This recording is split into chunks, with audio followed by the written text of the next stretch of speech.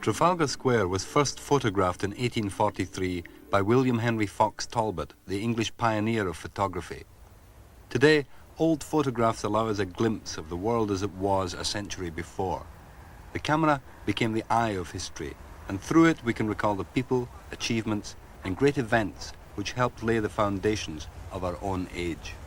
When Talbot took that picture from a window up there, the builders' huts were still on site in Trafalgar Square. Nelson was up in his column, but the famous lions were still not up in their plinths. And over there where the South African embassy now stands, there was an old hotel called Morley's, long gone. That sense of then and now, of a past only captured by the camera, is one of the fascinations of old photographs today. That's what fascinates our eye, but what fascinated the photographer back in 1843? Presumably it wasn't the construction work in the plinth, although that's one use for a documentary camera. More likely, it was a sense that he could capture a small moment of history in the making. But in fact, in the first decade of its existence, the camera documented events in a very haphazard way. There is no evidence that I can find, for instance, of the terrible famine in Ireland which killed millions, and very few pictures of the revolutions which rocked Europe in 1848. This rare photograph does offer some visual evidence, the remains of a barricade in a Paris street. When Paris rebelled against the King of France, thousands died in the street fighting that followed. We can match this shot exactly today by lining up in the building on the right, which is unchanged, though it's now a distinctly non-proletarian eating spot called Maxim's. We know that the photographer in 1848 was a civil servant called Hippolyte Bayard, who also happens to be one of the pioneers of photography. And without much trouble, we can find the exact spot where he set up his camera, right here on the steps of the Madeleine.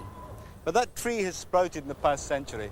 So today, you've got to move a few yards over if you want to see right down the Rue Royale. If there was action in the Rue Royale 130 years ago, Bayard's camera was still too slow to catch it. All we have is a forlorn trace of a revolution which failed.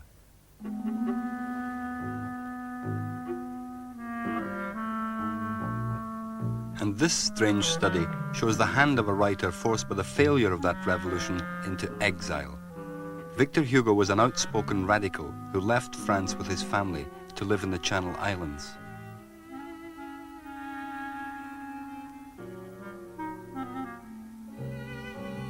Another writer who went with them, Auguste Vacquerie, was an early enthusiast for photography.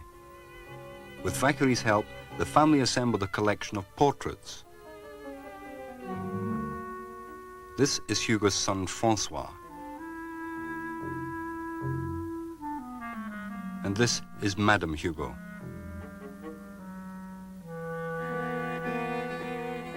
The Hugo photographs suggest the closeness of exile and have an intimacy in advance of their time.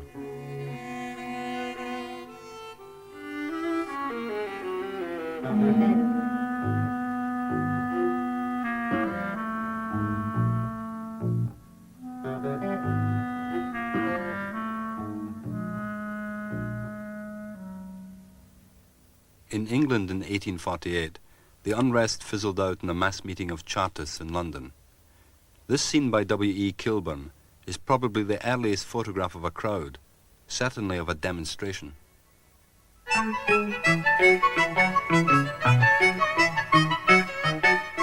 The revolutionary idea which did excite the British was called progress. The Great Exhibition in Hyde Park in 1851 attracted 6 million visitors. And with 13,000 exhibitors, the sponsors could justly claim, "The history of the world records no event comparable in its promotion of human industry with that of the Great Exhibition of the works of industry of all nations."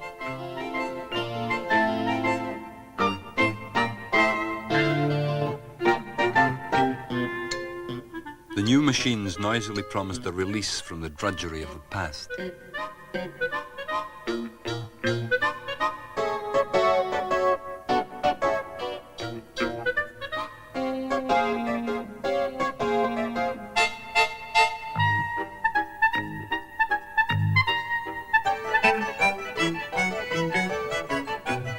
There was even a new musical instrument, the invention of Adolphe Sax. And presiding serenely over this triumph of modernity, the young Queen Victoria, cast in zinc. The world's first photographic factory had been set up by the inventive Fox Talbot at Reading in the 1840s. The workshop printed up paper negatives with the help of the sun. It was run by Fox Talbot's assistant, Nicholas Henneman, who went on to show in 4 volumes with photographs the wonders of that great exhibition in Hyde Park.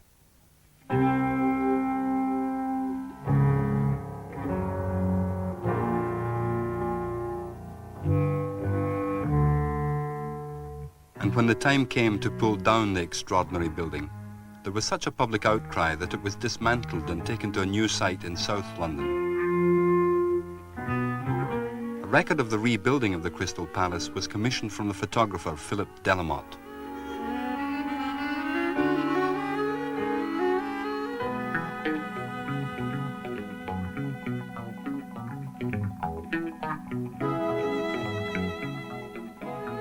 The palace was a daring work of modern design. 300,000 sheets of glass set in a web of iron. And Delamotte's photographs show the transformation of the original Palace of Industry into a place of entertainment and instruction. It had galleries packed with exotic works of art to remind the British of the grandeur and fate of other great empires. The declared purpose was moral improvement. People might gain in practical fashion an idea of the successive stages of civilization which have been violently overthrown by the aggression of barbarians or the no less degrading agency of sensual or enervating luxury.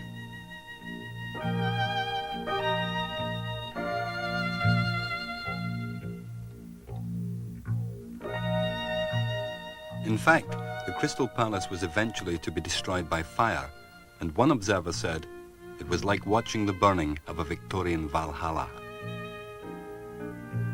But back in 1854, the reopening of the palace was a great event for the photographers, who were able to work inside since the glass let in the light. Delamotte then waited until the platform party led by Victoria and Albert stood still in prayer.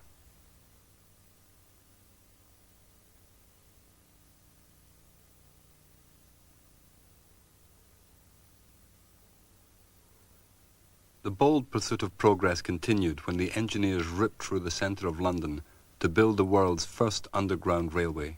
In the exultant words of Prince Albert, "The distances are vanishing before the achievements of modern invention, and we can traverse them with incredible speed."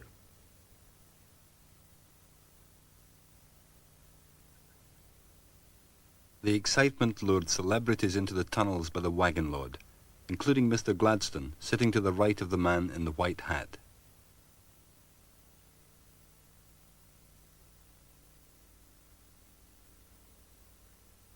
This is King's Cross Station in the making in 1862.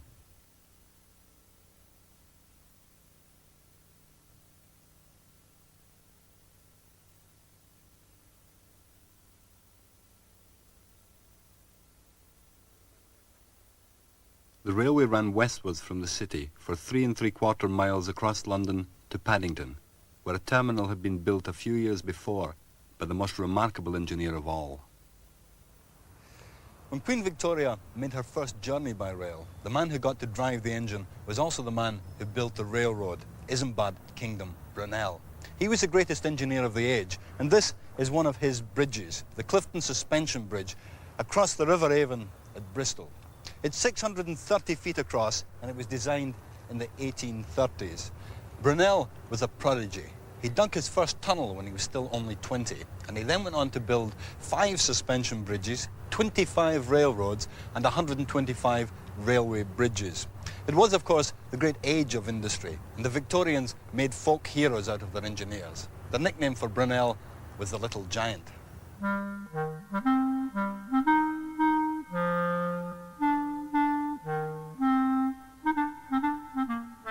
Photography helped Brunel keep in touch with the progress of his various projects.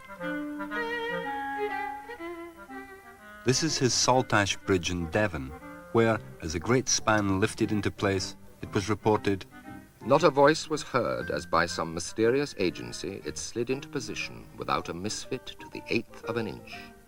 His last venture was the Great Eastern, then the largest ship ever built. This classic Victorian portrait by Robert Howlett shows Brunel against the anchor chains.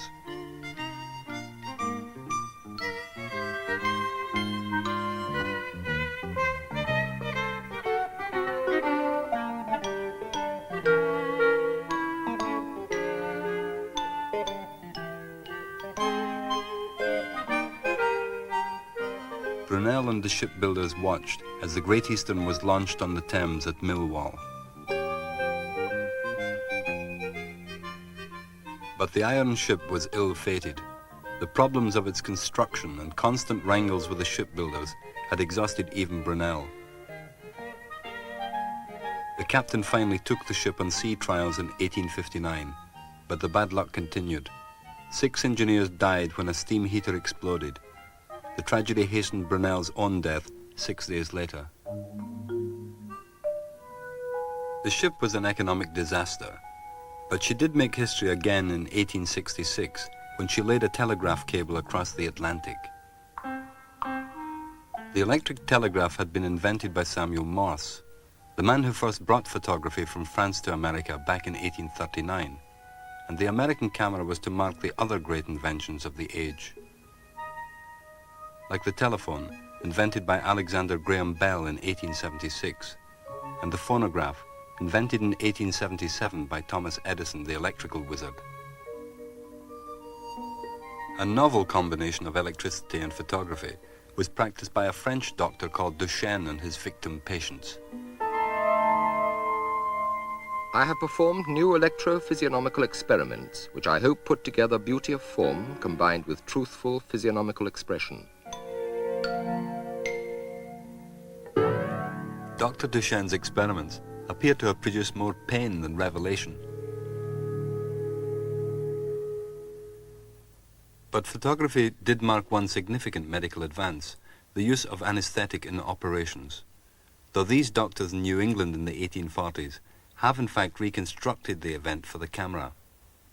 The hostility to chloroform was finally overcome when it was used to ease childbirth by Queen Victoria.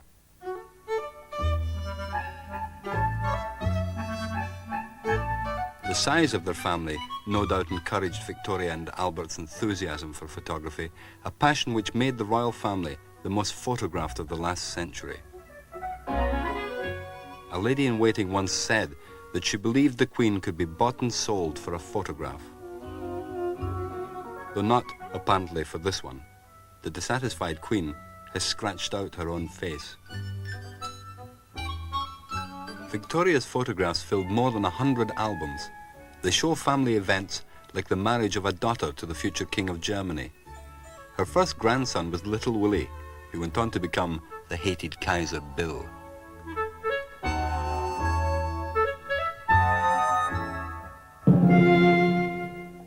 When her husband Albert died suddenly in 1861, the Queen's grief was dramatized in this tableau, photographed by her own son, Alfred.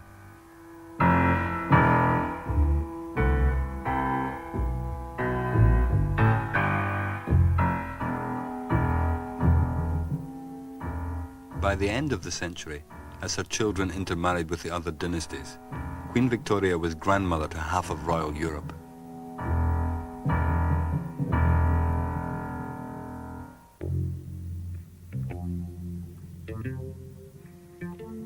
This photographer worked for one monarch whose escapades would not have amused Victoria. King Ludwig of Bavaria was a homosexual and an extravagant egomaniac.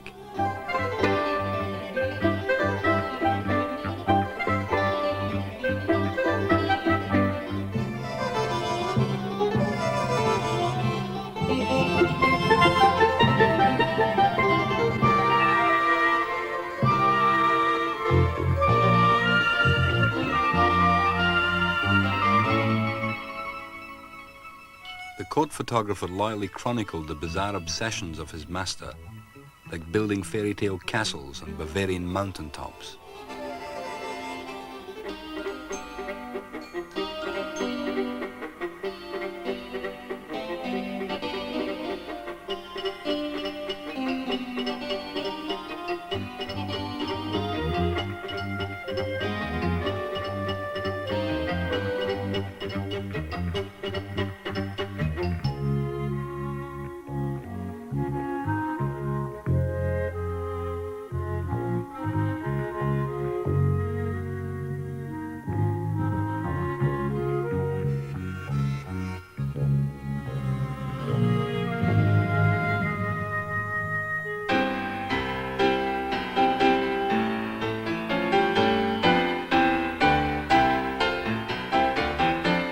Ludwig also built a theatre in Munich to satisfy another of his obsessions, the operas of Richard Wagner. And Ludwig even lived out his operatic fantasies by casting himself in the heroic role of Tristan.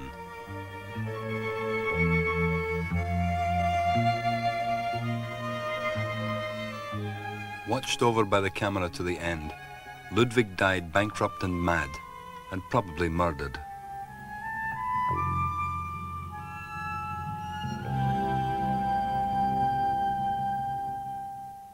For the autocrats of Europe, revolt from below was a constant threat. Paris, the first city of photography, was also untamable. In 1871, the barricades went up again as the citizens declared the Paris Commune. Although none of the more famous photographers distinguished themselves in the days of the Commune, others documented the event remarkably well.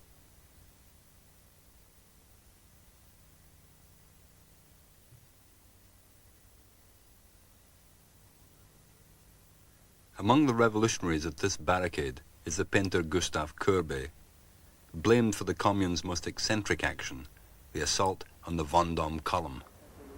That's Napoleon Bonaparte up there, passing himself off as a Roman emperor. Now that gave offense to the more ardent French Republicans. So, during the last days of the Commune, the Communards decided to knock Napoleon off his perch. But it wasn't easy. The column is nearly 150 foot high, yards thick, and wrapped in a spiral of solid bronze made from 1,200 captured cannon.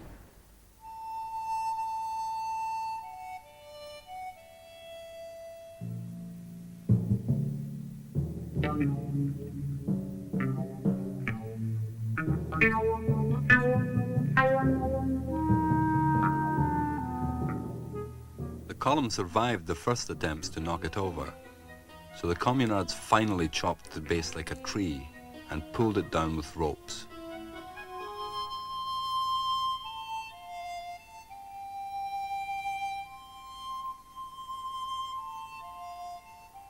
The destruction of the column was a great public spectacle, and a holiday was declared to cheer up the city. As the government army outside massed to attack, the Communards celebrated a symbolic victory, and English tourists stole bits of the broken emperor for souvenirs.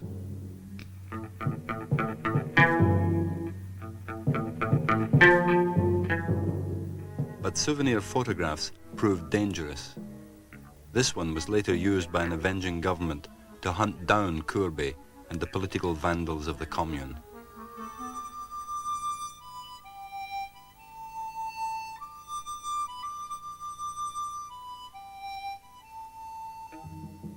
Another great artist, Renoir, said of the Communards, "They were madmen, but they had in them that little flame which never dies."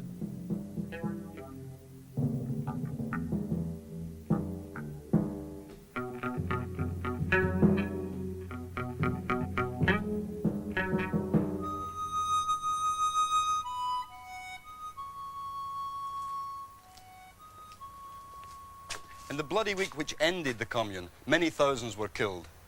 The Communards made their last stand here in the Père Lachaise cemetery. The last of them were lined up against this wall and shot. Today, this is a communist shrine, and the first Russian rocket that went to the moon carried with it a symbolic tatter of a Communard banner. But even in its own time, the Commune inspired some of the earliest examples of photo propaganda. This heap of soldiers, for instance, is suspiciously tidy. These children playing dead may have been faked as propaganda or for profit. This is one of the more skillful deceits. It claims to show a firing squad of Communards executing government generals. In fact, it was a reconstruction with two stand-ins. The faces of the generals were stuck on afterwards. The most obvious and violent fake is this combination of photographs and drawing. It purports to show the Communards shooting down Catholic priests, a pictorial justification perhaps for the real massacre of thousands of French revolutionaries.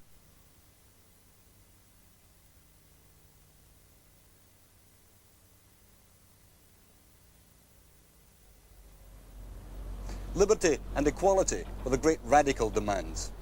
The young Republic of America offered democracy and freedom from the oppressions of old Europe. But the Statue of Liberty in New York was, in fact, a gift from Republican France. It was shipped across the Atlantic after being built here in a sculptor's yard in Paris.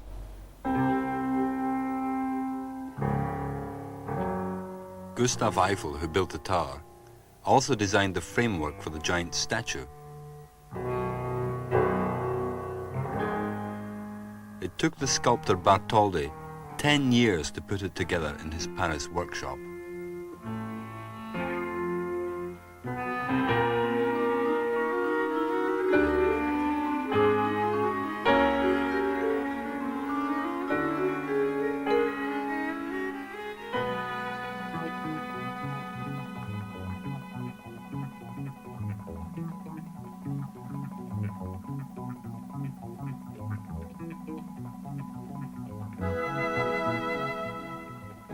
The statue was then dismantled and shipped in sections across the Atlantic to be reassembled in New York.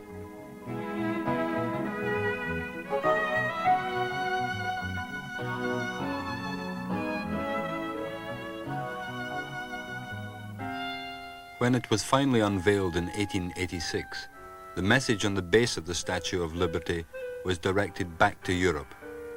Send me your poor, your huddled masses, yearning to be free. The earlier tide of West European immigrants to America was now followed by a flood of Italians, Poles, and Jews.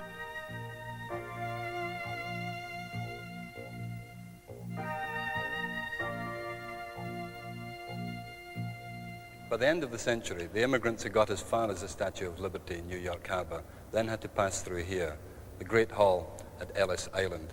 It was an ordeal they dreaded. First, they were medically examined, and then they were interrogated. Those who had lettuce chopped on their coats were put in the boats back to Europe.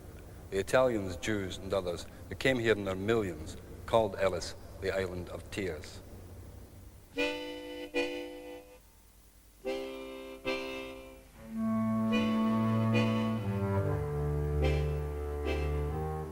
By the turn of the century, the camera in America was being used by photographers like Louis Hine to comment on social conditions.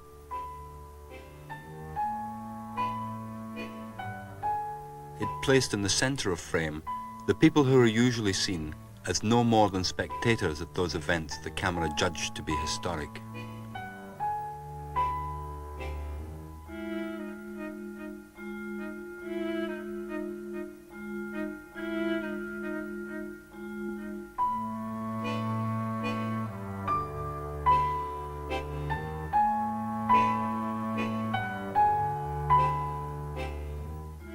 The committed camera became the ally of the common people in America, committed not just to recording history, but to changing it.